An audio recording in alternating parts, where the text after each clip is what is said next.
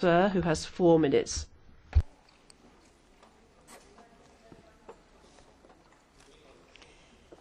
Dear colleagues, Madam President, I would like to thank you all, my colleagues in the European Parliament and also in all the civil organisations, for their support and valuable inputs in drafting this heavy report.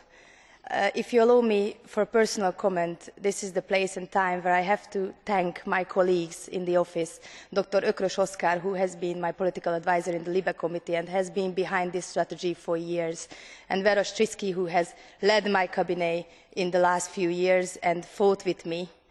I also owe gratitude to my family, who allowed me to be in the forefront of this fight. A fight in the end as a result, we have an agreement spanning to 6 political groups, 27 member states and 5 very important committees of the European Parliament. In this way, I believe we are able to send a message to the Commission, to the Council and the member states that must be reckoned with, and have therefore made a great step towards an EU-level effort to alleviate the poverty and social exclusion of our continent's largest ethnic minority.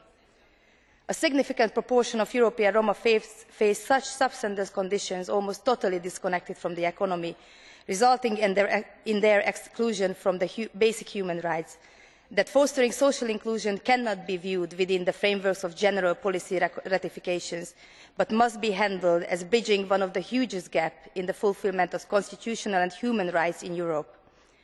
The EU-level effort to alleviate the poverty and social exclusion of the European Roma must therefore place its primary emphasis on the fulfilment and promotion of the fundamental rights to employment, housing, healthcare and education. Let me briefly outline the most important principles and recommendations of my report. Above all, the strategy must be an internal EU strategy. The general oversight of priority areas and objectives therefore must be within the community structures, and it should in no way be divisive for the EU, creating splits among the member states. On the contrary, establishing a new body to coordinate and supervise the strategy would be unnecessary and would create a wasteful overhead. The role of supervising, coordinating and monitoring must therefore be fulfilled by the Commission. And to this end, it would be worth considering to retain the Roma Task Force as a permanent body. The Commission should annually report on the progress of the strategy, evaluate the results and submit its upgrading proposals to the Council. In this regard, the European Roma Strategy Scoreboard, a mechanism similar to the Single Market Scoreboard, could be developed. The appointment of an administrative body or a government official to be in the national contact points for the implementation of the objectives of the strategy, and furthermore to act as a source of advice and reflection for the Commission supervising the strategy, would also bring along significant practical benefits. The strategy must also take into account the territoriality of exclusion, since the geographical distribution of social disadvantages is not uniform throughout the member states, but poverty and social exclusion is concentrated in underdeveloped microregions, which in many of the new member states are predominantly inhabited by the Roma community. Common, comparable and reliable indicators are essential to present a realistic analysis of progress and to meet the requirements of effective monitoring. I recommend adopting the Laken indicators and their complemented components to measure social and territorial exclusion. Lívia, please speak slowly. Slow down. Thank you. Very much. So I recommend adopting the Laken indicators and their complemented components to measure social and territorial exclusion, as well as to evaluate progress. An all-European crisis map is necessary to measure and identify the microregions by their distinctive attributes.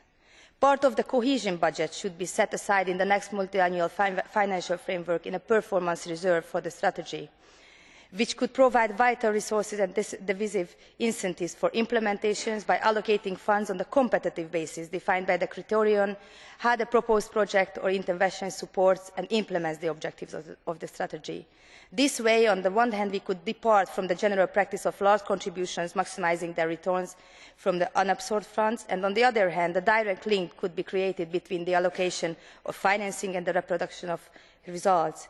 These are the principles and the priorities I believe the European Roma strategy must sustain, and I am looking forward to your comments on my report. Thank you very much.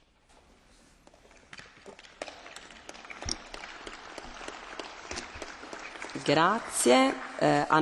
Thank you very much. And now, on behalf of the Council, Secretary of State, Mr. Barlog, you have the floor, sir. Tisztelt elnök asszony, tisztelt biztos asszony, tisztelt... Madam President.